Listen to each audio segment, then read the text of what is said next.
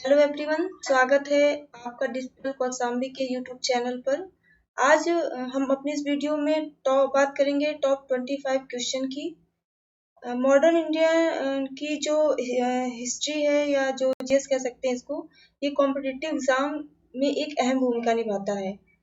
तो अगर आप भी कॉम्पिटिटिव एग्जाम की प्रिपरेशन कर रहे हैं तो ये वीडियो आपके लिए बहुत ही हेल्पफुल होने वाला है। तो अगर आपने मेरा चैनल अब तक सब्सक्राइब नहीं किया है तो चैनल को सब्सक्राइब करें, जिससे आने वाली नोटिफिकेशन आपको मिल सके। तो चलिए चलते हैं अपने क्वेश्चन सेशन की ओर। सबसे पहले हम देखेंगे यहाँ पर कुछ ऑप्शंस दिए हुए हैं हमें। फर्स्ट में दिया हुआ है यूरोपीय व्यापारिक कंपनियां। ये जो हमारे देश में व्यापारिक कंपनियां आई वो दी हुई हैं, और एक तरफ दिया हुआ है इनका स्थापना वर्ष। तो हम देखेंगे कि इन कंपनियों ने अपनी स्थापना कब की। तो ये जो फर्स्ट नंबर पे दिया हुआ हमारा क्या दिया हुआ है, पुर्तगाली ईस्ट इंडिया कंपनी। फिर इधर क्या दिया हुआ है, 1498। सेकंड है हमारा ब्रिटिश ईस्ट इंडिया कंपनी, 1600 ईस्वी। नेक्स्ट है हमारा डच ईस्ट इंडिया कंपनी, 1602 ईस्वी में। और फ्रेंच ईस्ट इंडिया कंपनी दिया हुआ है 1664 ईस्वी। तो हमें इसका आंसर देना है कि किस प्रकार से इन्होंने ये हमारे इसमें आया, और इन्होंने जो अपनी स्थापना की वो कब कब की। तो देखेंगे पुर्तगाली ईस्ट इंडिया कंपनी की जो स्थापना हुई थी वो कब हुई थी, 1498 ईस्वी में हुई थी। ब्रिटिश ईस्ट इंडिया कंपनी की स्थापना कब हुई थी, 1600 में। डच ईस्ट इंडिया कंपनी की स्थापना कब हुई थी, 1602 में। फ्रेंच ईस्ट इंडिया कंपनी की स्थापना कब हुई थी, 1664 में। यानी ये सभी क्या है, फर्स्ट का A1 है, और बी का हमारा 2 हो जाएगा, सी का क्या हो जाएगा, 3 हो जाएगा, और डी का 4 हो जाएगा। तो हम इसमें ऑप्शन मिलाएंगे कि कौन सा है। तो पहला ऑप्शन क्या है हमारा, फर्स्ट ए का ए, बी का 2, सी का 3 और डी का 4। तो सबसे इसी तरह बी नंबर में दिया हुआ है 2, 1, 3, 4। सी में दिया हुआ है 1, 2, 3, 1, 2, 4 और 3। डी में दिया हुआ है 3, 4, 3, 2, 1। तो हम क्या देखते हैं कि यहाँ पर आंसर हमारा क्या होगा, ए नंबर होगा, क्योंकि ये सभी क्या है, क्रम से दिए हुए। पुर्तगाली ईस्ट इंडिया कंपनी की स्थापना कब हुई थी, 1498 में। ब्रिटिश ईस्ट इंडिया कंपनी की स्थापना 1600 में। डच ईस्ट इंडिया कंपनी की स्थापना 1602 में। और फ्रेंच ईस्ट इंडिया कंपनी की स्थापना कब हुई थी, 1664 में। तो आंसर क्या होगा हमारा, ए हो जाएगा। लास्ट में वीडियो के अंत में हम इनके जो जो भी हमारे क्वेश्चन हैं इनके आंसर हम लोग प्रोवाइड करवाएंगे सबसे लास्ट में। तो वहां पर भी जाकर आप लोग इसके आंसर्स देख सकते हैं। नेक्स्ट क्वेश्चन की बात करेंगे। यहाँ पर भी हमें सूची फर्स्ट को सेकंड के साथ मिलाना है। तो देखेंगे कि जो यूरोपीय व्यापारी कंपनियां थी उनका मुख्यालय कहाँ पर था। फर्स्ट दिया हुआ है हमारा पुर्तगाली ईस्ट इंडिया कंपनी। इसका मुख्यालय कहाँ पर था, गोवा में था। और नेक्स्ट क्या हमारा, British east India company, second में भी दिया हुआ इधर Calcutta. Dutch east India company फिर दिया हुआ है नेकपट्टम। और फोर्थ है आपका फ्रेंच ईस्ट इंडिया कंपनी, ये इसके बाद क्या दिया हुआ है, पांडिचेरी। अब हम इनको मिलान कैसे करेंगे, तो देखेंगे कि जो पुर्तगाली ईस्ट इंडिया कंपनी थी उसका जो मुख्यालय था वो कहाँ पर था, गोवा में था। ब्रिटिश ईस्ट इंडिया कंपनी की जो का मुख्यालय था वो कहाँ पर था, कलकत्ता में था। और जो डच ईस्ट इंडिया कंपनी का मुख्यालय था वो कहाँ था, नेकपट्टम में ही था। और फ्रेंच ईस्ट इंडिया कंपनी का जो मुख्यालय था वो कहाँ पर था, पांडिचेरी में। इस प्रकार हम इसे देखते हैं कि ए का 1 हो जाएगा, बी का 2, सी का 3 और डी का 4। अब इसमें देख लेते हैं कि हमारा आंसर क्या सही होगा। तो फर्स्ट में तो दिया हुआ है 1, 2, 3, 4, 3, यानी ये ऑप्शन तो हमारा होगा नहीं। फिर नेक्स्ट बी नंबर पे क्या देखते हैं, 1, बी 2, 3 और 4, यानी ऑप्शन नंबर हमारा क्या सही होगा, बी। नेक्स्ट क्वेश्चन की ओर बढ़ेंगे। क्वेश्चन दिया हुआ है हमारा, निम्नलिखित में किस किस यूरोपीय व्यापारी कंपनियों का मध्यकाल में आगमन हुआ।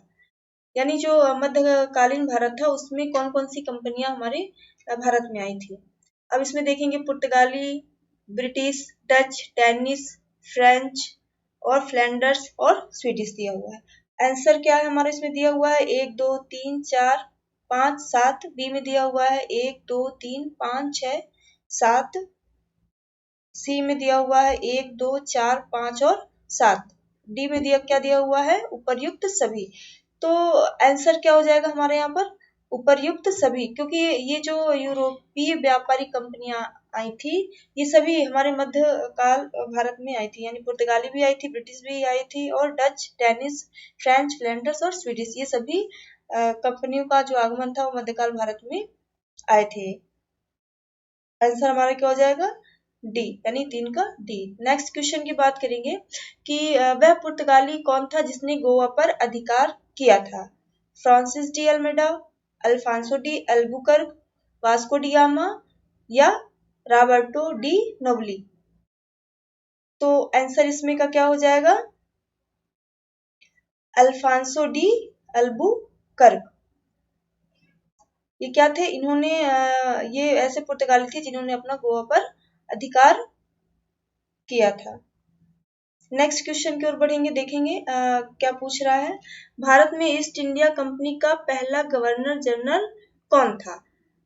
रॉबर्ट क्लाइव, सर जॉन सोर, वॉरेन हेस्टिंग्स या लॉर्ड माइकल। तो इसका आंसर क्या है यहाँ पर, वॉरेन हेस्टिंग्स। भारत में ईस्ट इंडिया कंपनी का पहला गवर्नर जनरल कौन था, वॉरेन हेस्टिंग्स, यानी इसका 5 का सी सही हो जाएगा। नेक्स्ट क्वेश्चन देखेंगे, निम्नलिखित में से किस यूरोपीय ने भारत में सबसे पहले अपना व्यापार फैलाया। तो ब्रिटिश, फ्रेंच, डच, पुर्तगाली। अब इसमें देखेंगे आंसर क्या होगा हमारा, आंसर हो जाएगा पुर्तगाली, यानी पुर्तगालियों ने भारत में सबसे पहले अपना व्यापार फैलाया। नेक्स्ट क्वेश्चन की ओर बढ़ेंगे, देखेंगे कि वर्ष 1498 ईस्वी में वास्को डी गामा भारत में कहाँ उतरा था। ऑप्शन है हमारे, गोवा, कालीकट, मंगलौर, कोचीन। तो आंसर क्या होगा हमारा, कालीकट। जब 1498 में वास्को डी गामा भारत आए थे तो वो कहाँ पर उतरे थे, कालीकट में। तो answer number B. Next question है हमारा, वास्को डी गामा कहाँ का रहने वाला था। पुर्तगाल का, हालैंड का, अमेरिका का या फ्रांस का।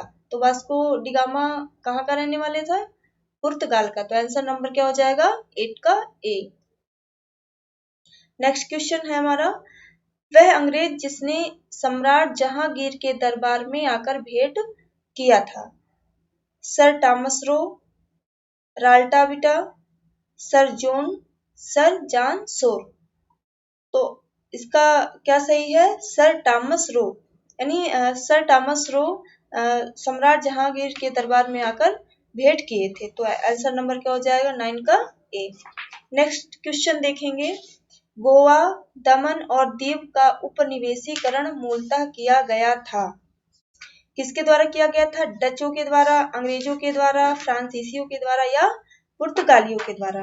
तो गोवा, दमन और दीव का जो उपनिवेशीकरण था वो किसके द्वारा किया गया था, पुर्तगालियों के द्वारा।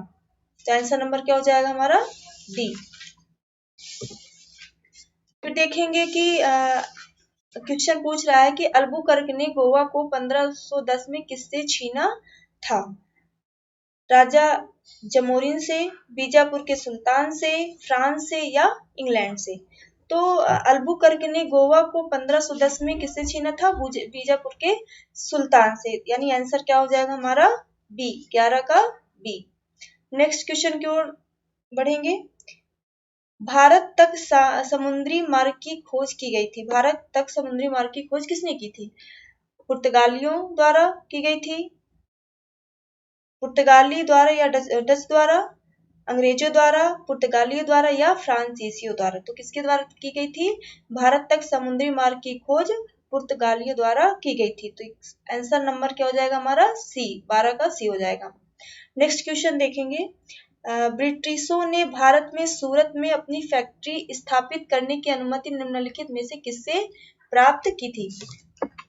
यानी जब अंग्रेज आए और उन्होंने अपनी प्रथम फैक्ट्री स्थापित करना चाहा तो उन्होंने किससे अनुमति प्राप्त की थी, अकबर से, जहांगीर से, शाहजहां से या औरंगजेब से। तो आंसर इसका क्या हो जाएगा, जहांगीर से।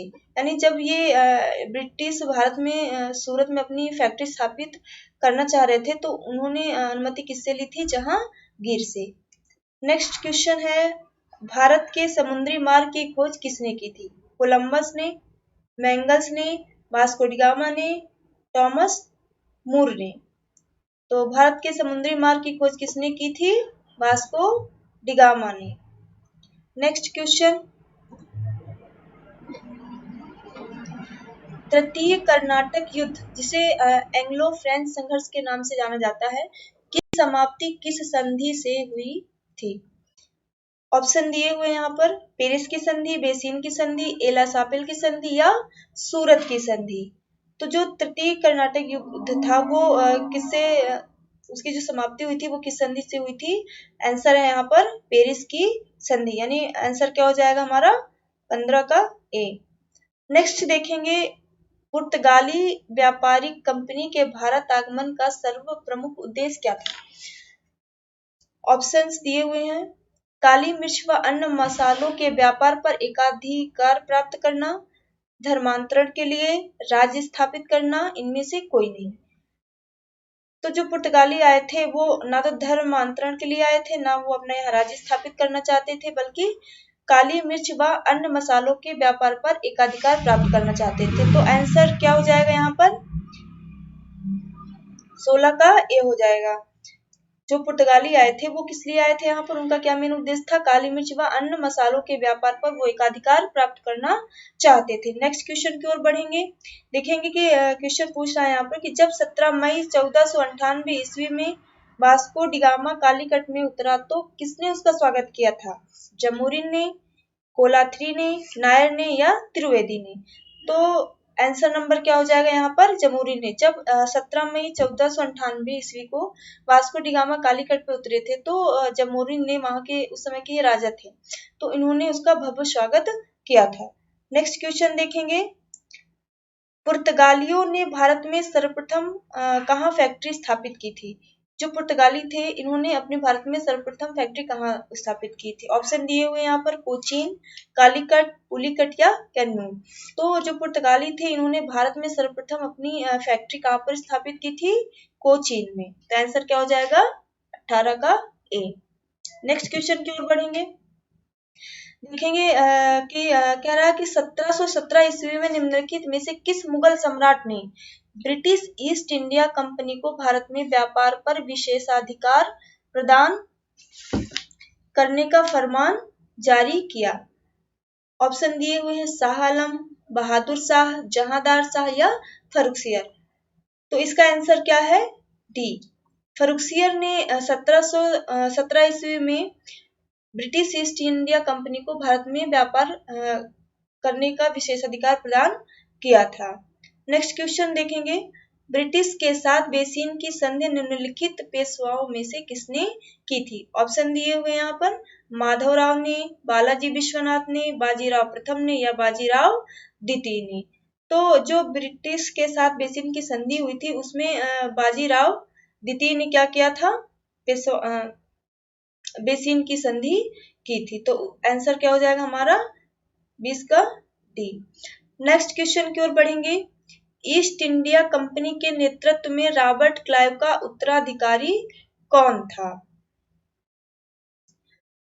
ऑप्शन दिया हुआ हमारा,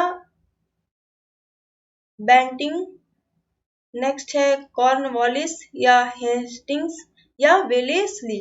तो इसका आंसर क्या हो जाएगा? सी, यानी जो हेस्टिंग्स थे वो ईस्ट इंडिया कंपनी के नेतृत्व में रॉबर्ट क्लाइव का उत्तराधिकारी बने थे। तो आंसर नंबर क्या हो जाएगा? 21 का सी। नेक्स्ट क्वेश्चन देखेंगे कि किस पुर्तगाली गवर्नर ने नीले पानी की नीति अपनाई थी, यानी ब्लू वाटर पॉलिसी अपनाई? ऑप्शन दिया हुआ है, Francis de Almeida, Alfonso de Albuquerque, Nuno da Cunha या इनमें से कोई नहीं। तो इसका आंसर क्या होगा? Francis de Almeida. इन्होंने क्या किया था? नीले पानी की नीति अपनाई थी। आंसर नंबर क्या हो जाएगा? 22 का ए। नेक्स्ट क्वेश्चन देखेंगे, किसे भारत में पुर्तगाली साम्राज्य का वास्तविक संस्थापक कहा जाता है? फ्रांसिस डी अल्मेडा को, Alphonso de Albuquerque, Nuno da Cunha या इनमें से कोई नहीं। तो इसका आंसर क्या है? Alfonso de Albuquerque. इन्होंने क्या किया? भारत में पुर्तगाली साम्राज्य को वास्तव में बढ़ावा दिया। इन्होंने पुर्तगालियों को बढ़ावा देने के लिए बहुत से कार्य किए। तो इनको क्या माना जाता है? पुर्तगालियों का वास्तविक संस्थापक माना जाता है। तो आंसर नंबर क्या हो जाएगा? 23 का बी। नेक्स्ट क्वेश्चन देखेंगे। अल्बुकर्क ने बीजापुर के किस सुल्तान से गोवा को छीना? ऑप्शन दिया हुआ है यहाँ पर यूसुफ आदिल शाह, अली आदिल शाह, मोहम्मद आदिल शाह या इनमें से कोई नहीं। तो अल्बुकर्क ने जो बीजापुर के सुल्तान थे उस समय के, वो कौन थे? यूसुफ आदिल शाह। उन्हीं से गोवा को छीना था। तो इसका आंसर क्या हो जाएगा? ए, यानी यूसुफ आदिल शाह। क्वेश्चन यहाँ से ऐसे भी बन सकता है कि जब अल्बुकर्क ने बीजापुर पर आक्रमण किया तो उस समय वहां के जो सुल्तान थे वो कौन थे? तो उसका भी आंसर क्या होगा? यूसुफ आदिल शाह। बढ़ेंगे आज के लास्ट क्वेश्चन की ओर, देखेंगे क्या पूछ रहा है। पुर्तगाली उपनिवेश का प्रथम गवर्नर भारत में कौन हुआ? Bartholomew Vasco da Gama, Francisco de Almeida या अल्फांसो डी अल्बुकर्क। तो जो पुर्तगाली उपनिवेश का प्रथम गवर्नर कौन था? Alfonso de Albuquerque. यानी उत्तर क्या हो जाएगा? 25 का डी। इस प्रकार से आज के टॉप 25 क्वेश्चंस हमारे यहीं पर समाप्त होते हैं। नेक्स्ट हमने जो 25 क्वेश्चंस डिस्कस किए उसके आंसर्स यहाँ पर भी दिए हुए हैं। आप लोग यहाँ से क्वेश्चंस के आंसर को देख सकते हैं, इन्हें नोट डाउन भी कर सकते हैं। तो प्लीज़ मेरे चैनल को सब्सक्राइब ज़रूर करिए ताकि आपको इस तरह की वीडियोस मिलते रहें, और वीडियो को अपने फ्रेंड्सों में भी शेयर करिए ताकि उन तक भी ये वीडियोस पहुँचे और उनकी भी मदद हो। Thanks for watching my video.